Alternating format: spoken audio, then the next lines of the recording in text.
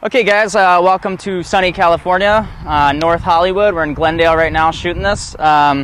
Beautiful weather out. Wish the wind was going this way, but it's not. So I'm going to show you how to curve a soccer ball and how to kind of do it the right way. When you think of curved soccer ball, you're thinking more of just going left to right or right to left. We're going to get into more bending, which is kind of going to have that top spin as well. But the basics of how to curve a soccer ball is simply like passing. It's the same fundamentals. So you want to hit the ball with kind of like right on this part of your foot, and you kind of want to bring your foot around. So a normal pass, you know, if I was passing you, a normal pass would be just straight through the back of the ball and forward. When you're thinking of bending or curving a ball, you're going to kind of come out and you're going to hit on the outside of the ball. So you're going to put that little spin on it. And if you just touch the ball simply with a normal pass, it's going to have the back spin, but when you curve it, it's going to kind of have this little left to right or right to left spin, whichever foot you are. I'm a lefty, so I'm going to show you a little bit here. So what I want to do with curving, and again, you can do some curving on the ground. It's a little bit of a short field here, so bear with me, but you know, you're going to come like onto the ball at kind of an angle, so you want to come at a 45-degree angle. When I'm just simply passing the ball, I'm coming on more straight, but for a curve, you actually want to get more of an angle. See, and it'll have that curve on it. You're not going to see a whole lot of curve because we're pretty close to the goal. See if I can kind of get in the air a little bit.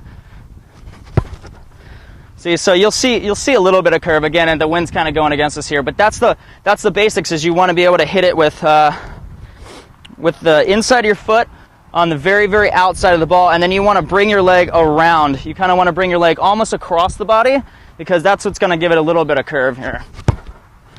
So again, it's going to be hard to tell, but you're going to see that spin, and that's what's going to be good. So you got Chaz. See, he's got a little curve there, or a little bit of spin. Again, it's going to be almost impossible to tell this quick unless I blast one. So again, you know, you're going to see that little spin where it's going to kind of tuck it away. When you're doing more bending, that's when you're going to actually get more of that curve that's going to go from up all the way down right, or if you're righty, it's going to go up and then down to the left, which I'm going to explain a lot about. But a lot of the problems that people have with how to curve a soccer ball is they're not getting enough power on it.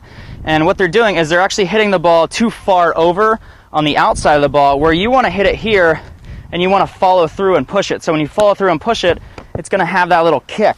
Again, when you're passing the ball and when you're reaching a high level and playing professional soccer like I did, you want to make sure that you're actually getting a lot of speed on the ball. I'd say that's one of the main things where people mess up, is when they get to higher levels, they're not used to the quickness of pace. And part of the quickness of pace is having very, very driven balls, or having some that have a lot of I guess a lot of power behind it.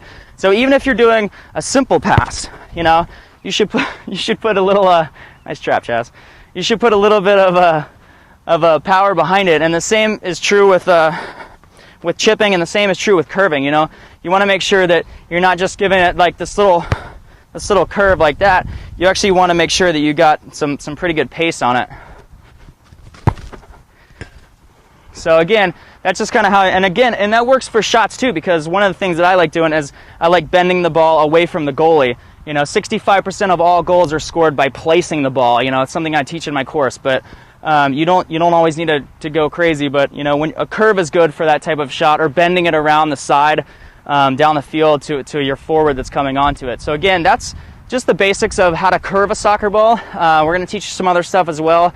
So make sure you subscribe up here, like, and give us 5 stars or whatever. Let us know what you want to learn. Any comments you have, any feedback, I'll be happy to come by and answer them, because I do this page for you guys. And if you want to see a video of how I went from being just an average player to playing professional and playing All-American soccer, go ahead and click the link below the video and you can check that out right now.